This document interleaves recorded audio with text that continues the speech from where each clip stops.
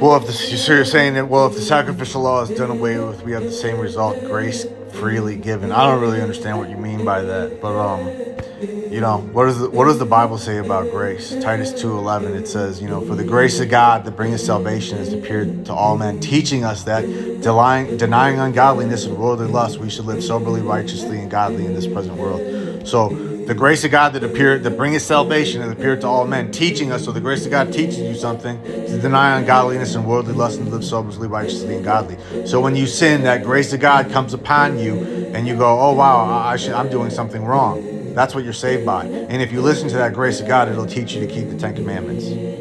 That's the grace of God. And then it also says in Jude 1:4 that these certain men, ungodly men, are going to creep in unawares and turn the grace of God into lasciviousness. People think the grace means unmerited favor. You're just saved because you're sinning all day, doing every sin, but yeah, you're saved just because unmerited favor, saved by grace. Yeah, that was the grace of God being changed by ungodly men who crept in unawares. That's the lasciviousness version of the grace of God that was prophesied about. Grace of God is conviction on your heart to change from your wicked ways. That's what saves you. I don't really know what your comment is.